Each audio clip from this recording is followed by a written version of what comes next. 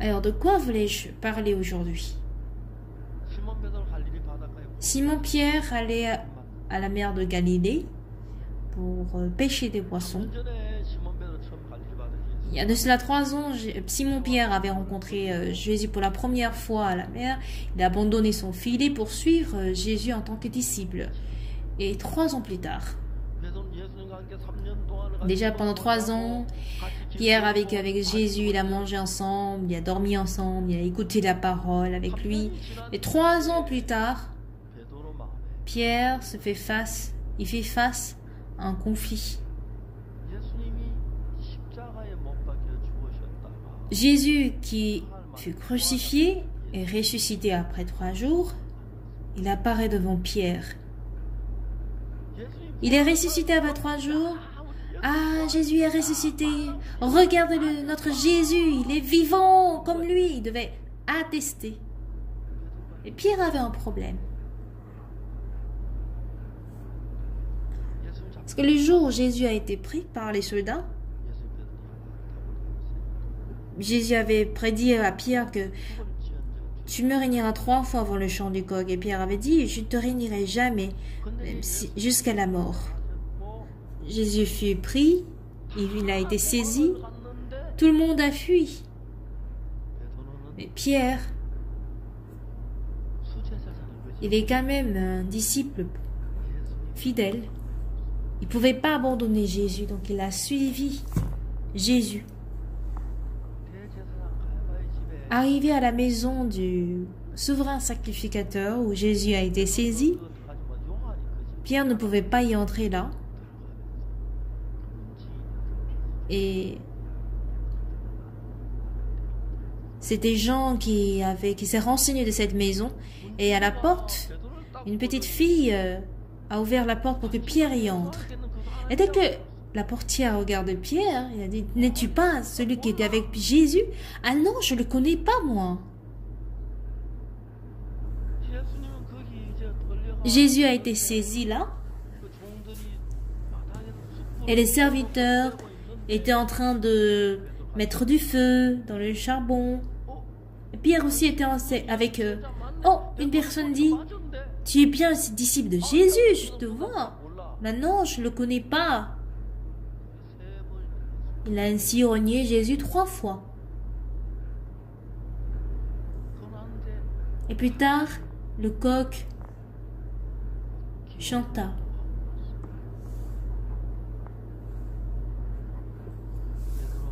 Pierre se souvient de la parole de Jésus qui a dit « Tu me réuniras 3 fois avant le chant du coq ». Il ne pouvait pas pleurer là.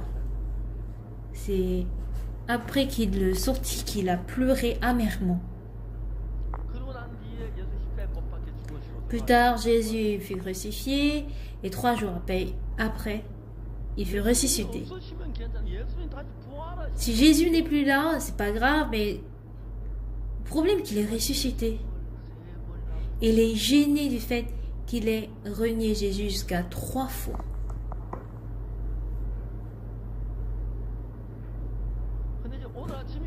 Alors aujourd'hui, la Bible que nous avons lue nous dit quoi?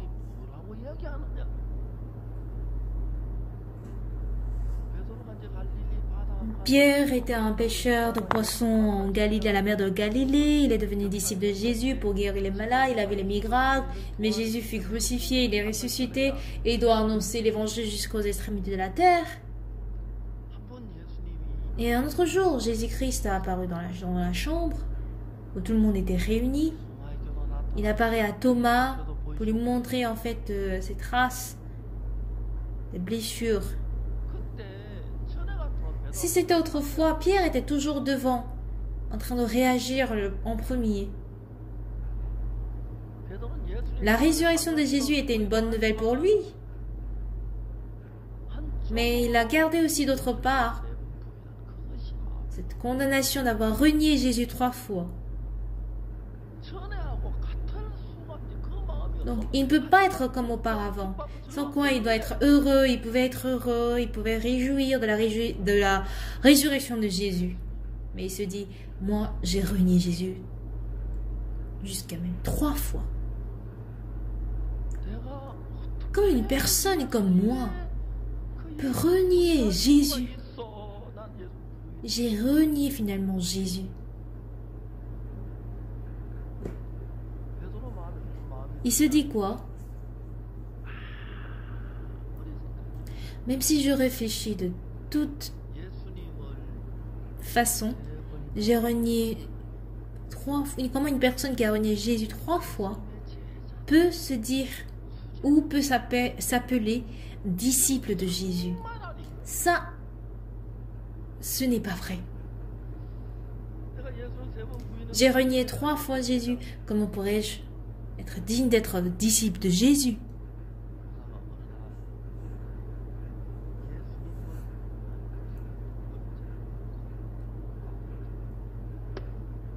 Un jour, il décide son cœur en étant condamné.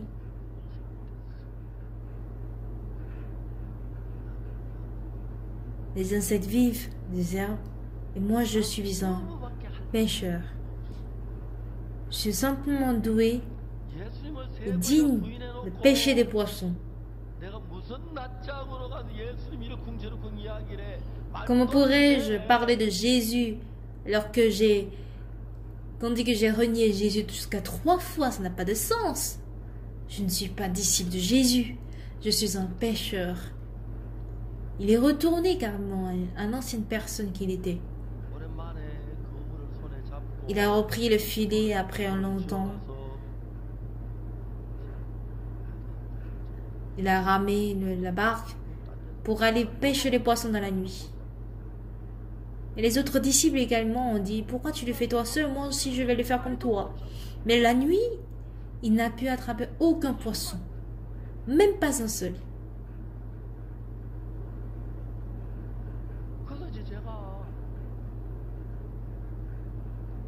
Alors Jésus, alors, vint vers la mer pour lui demander, est-ce que tu as attrapé de poissons? Non. Jette le filet du côté droit. Ils ont attrapé justement plusieurs poissons. Les disciples ont reconnu Pierre, c'est Jésus. Et dès qu'il a appris que c'était Jésus, il a couru vers lui. Arrivé, il constate que Jésus-Christ a fait du charbon, du feu, a posé des pains, de l'eau, et il était en train de cuire le poisson. Sans dire un mot, Pierre a pris le petit déjeuner avec Jésus. Et Jésus demande à Pierre, Pierre, fils de Simon, m'aimes-tu plus que tout ce monde? Pierre est saisi par une certaine pensée, mais il est le seul à l'ignorer. Mais Jésus voit le cœur de Pierre. Il a renié Jésus 3 fois, mais pourtant, il a aussi le cœur d'aimer Jésus. Ça, il ne pouvait pas effacer. Il n'a pas non seulement le cœur d'aimer Jésus, mais il a également le cœur d'avoir renié Jésus. Alors, bien aimé, aujourd'hui, cette histoire, pourquoi la Bible l'a écrite? Pourquoi cette histoire a été écrite par Jésus, par Dieu? C'est pour dire que peu importe qui vous êtes, vous avez le même cœur que Pierre.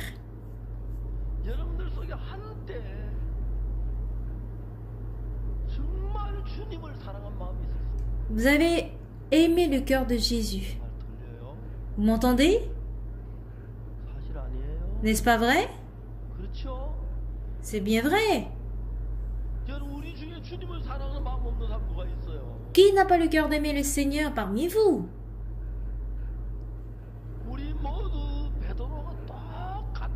Nous sommes tous pareils que Pierre.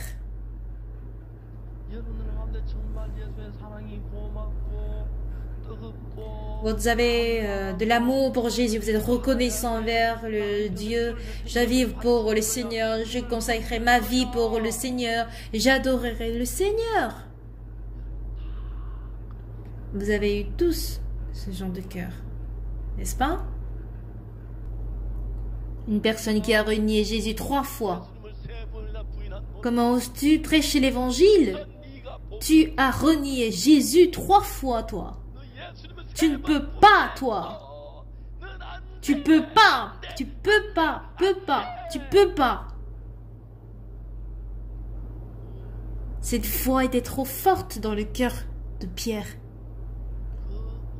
Et cette voix avait détruit entièrement et complètement l'amour qu'il avait pour le Seigneur. L'amour que j'avais pour Dieu. L'amour que j'avais pour Jésus. L'envie de pouvoir donner même mon corps, ma vie entièrement à lui. Le cœur de vouloir vivre uniquement pour le Seigneur Jésus. Et beaucoup de frères mènent une vie misérable qui n'est ni en Jésus, ni hors de Jésus. Et si ça s'empire, il devient un rebelle de l'Église pour critiquer l'Église, ou organiser des conférences de presse pour critiquer l'Église. Satan également est sage. En lisant cette Bible, je crois que Jésus a fait rédiger cette parole de Jean pour les frères et sœurs de l'église de Gangnam. Jésus a rendu visite à Simon-Pierre pour lui dire: tu m'as renié 3 fois, non? Je t'avais dit que tu allais me renier, tu m'as pas écouté, et tu me dis que et tu peux dire que tu es mon disciple. Jésus savait que Pierre avait l'amour pour lui. Il voulait donc réveiller l'amour qu'il avait pour Jésus. Voici ton vrai cœur. Ce que tu as actuellement, ça c'est le cœur de Satan. Il a dit: fils de Simon, Simon, fils de Jonas, m'aimes-tu?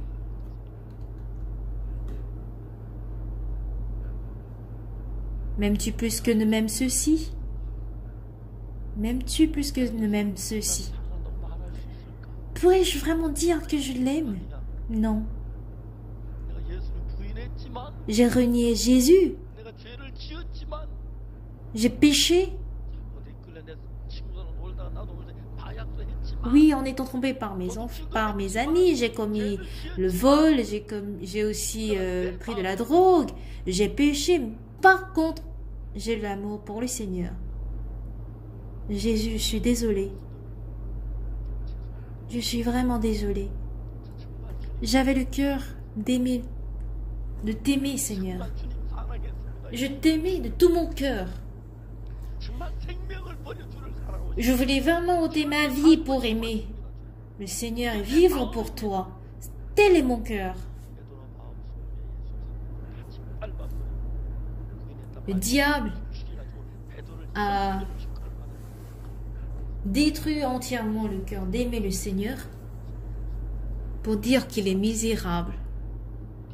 Mais Pierre a reçu Jésus et Jésus lui a dit: Simon, fils de Jonas, m'aimes-tu plus que ne m'aiment ceux-ci?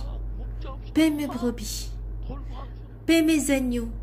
Sans les bergers, qui prendra soin de ces agneaux et ces brebis? Alors, tu vas paître mes brebis. Voici comment Jésus a créé de nouveau l'amour que Pierre avait pour Jésus. Si nous rencontrons le même cœur que Jésus, on devient tous de Pierre. Cependant, si nous écoutons la voix de Satan, nous sommes tous des Judas Iscariotes. Chers bien-aimés, nous avons la possibilité d'être soit Judas Iscariote, soit Pierre. Nous pouvons être Pierre qui a fait marcher le boiteau en face du temple, un Pierre qui a consacré sa vie entièrement pour le Seigneur, et un Pierre qui a été aussi puissant dans l'histoire. Ainsi, le matin où il a rencontré le Seigneur, il a abandonné. Jésus s'est rendu vers la mer de Galilée pour rencontrer Pierre qui avait abandonné l'évangile pour pêcher des poissons. Il a fait du feu, préparé du pain. Je ne sais pas comment il a trouvé du poisson, mais il préparait du poisson. Et il a dit aussi, venez avec les poissons que vous venez d'attraper. Ça, c'est moi qui l'ai attrapé. Et maintenant, amène, apporte les tiens. Oui, Seigneur, je te le donnerai. Alors, si vous lisez cette Bible, Pierre a renié Jésus 3 fois. Et il se dit, je ne peux pas faire le travail de Dieu. Je ne suis pas un disciple de Jésus. Je ne mérite pas. Je suis un pécheur. Je pêche des poissons. C'est fini pour moi, cette vie de disciple de Jésus. J'en peux plus. Mais Dieu l'a conduit de sorte qu'il puisse faire un travail merveilleux et précieux de Dieu. Au verset 12, Jésus leur dit, venez manger. Et aucun des disciples n'osait lui demander, qui es-tu, sachant que c'était le Seigneur. Toute la nuit, ils ont pêché, ils étaient fatigués.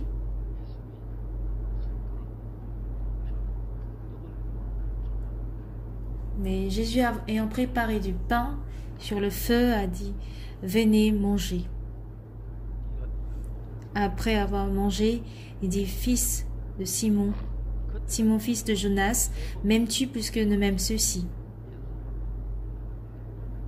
Avant cela, son cœur a été rempli de la condamnation d'avoir renié Jésus 3 fois. Mais il s'est rendu compte que il aimait Jésus. Il aimait bel et bien Jésus. Oui, Seigneur. Même si je meurs, j'avais dit que je ne te renierai pas. Mais il avait peur de commettre encore la même erreur. Il ne pouvait pas dire, oui, Seigneur, je t'aime. Il a dit, tu sais que je t'aime. Il a donné la bonne réponse, carrément.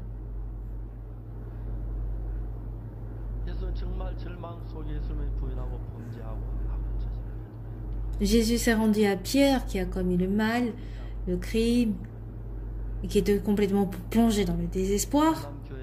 Il lui a dit de paître ses brebis. Alors, chers frères et sœurs de l'église de Gangnam, nous sommes les pierres de cette génération. Nous avons tous le cœur d'aimer Jésus, pas vrai? Répondez fortement. C'est le cas, non? Oui. Bien-aimés, vous aimez Jésus. Et la sœur Kim Joo-won a ainsi pensé et s'est souvenue de sa fille. Je ne sais pas comment le diable l'a su comme un fantôme. T'inquiète pas pour ta fille. Ta mère aime de l'argent. Et comme tu as deux appartements, elle va certainement prendre soin de ton enfant. Elle s'apprêtait pour mourir et d'un coup, elle a eu une idée. Il y a de cela un mois, quand entre ses amis, ils ont programmé de faire l'escalade le lendemain, dans la nuit. Une de ses amies s'est suicidée dans la douche. À quoi donc cette sœur a pensé? Ah, quand mon amie mourait, c'est en écoutant cette voix justement qu'elle est morte. Ça vient pas d'elle, mais elle a été entraînée par un certain esprit mauvais. Elle a donc fermé sa porte d'un coup. Elle a compris que elle avait quelques soucis au niveau de son mental, qu'elle a fait des recherches sur Internet pour chercher un médecin, un psychologue. C'est là qu'elle reçoit un appel d'un ami. Son ami est appelé Myung-jeon. Tu fais quoi? Moi, je cherche un psychologue. En fait, quoi que tu dises, j'aimerais te dire ceci. Quoi? Allons-y rencontrer notre pasteur. D'accord. Que veux-tu que je fasse? Tu prends le KTX et je viendrai te chercher à la gare de Séoul. D'accord. Et elle est venue. cette dame jeune fut entraînée par le mauvais esprit, était sur la voie d'aller vers la mort. J'ai dit, madame, vous devez croire en Jésus. C'est vraiment ridicule. C'est comme réponse, elle m'a dit, bon, je croirai la prochaine fois. On ne sait jamais quand est-ce qu'elle va mourir. On ne sait comment le mauvais esprit va l'entraîner vers la mort. Et j'ai dit que c'est dangereux, j'ai crié. Elle fut vraiment surpris qu'elle a dit que je crois. Face à une vie ou à une âme, on sait à quel point le mauvais esprit travaille en nous prêchant l'évangile. Il nous dit dans la nuit qu'on est secte, hérétique, du n'importe quoi. Mais nous avons reçu le pardon de péché par la grâce de notre Seigneur. Amen. Nous sommes devenus famille en Dieu. Malgré cela, Satan ne cesse de dire, tu ne peux pas, tu es méchant, tu es vraiment avide, tu as beaucoup d'argent, tu aimes le monde, tu bois. De temps en temps, il nous raconte n'importe quoi pour couvrir l'amour que nous avons pour le Seigneur. Et tant de personnes ont été trompées par le diable de façon stupide. Alors désormais, ne soyons pas trompés. Amen. Oui. Satan, tu sais pas que Jésus est mort à la croix? C'est justement pour laver ce péché. Ce péché est terminé. Donc la ferme, Satan. Bon, les bonbons sont délicieux, mais Satan, il est vraiment méchant. Alors, si Dieu a fait écrire cette Bible, c'est parce que Satan travaille même aujourd'hui. C'est pour nous dire, détrompez-vous. Même aujourd'hui, Jésus vous dit, tu m'aimes. Je t'aime. Je t'établirai. Je t'aiderai. Ne t'inquiète pas. Crois en moi. Je travaille pour toi. Tu seras prospère. Tu seras épanoui. C'est ce qu'il nous dit. Mais Satan nous dit, non, tu peux pas.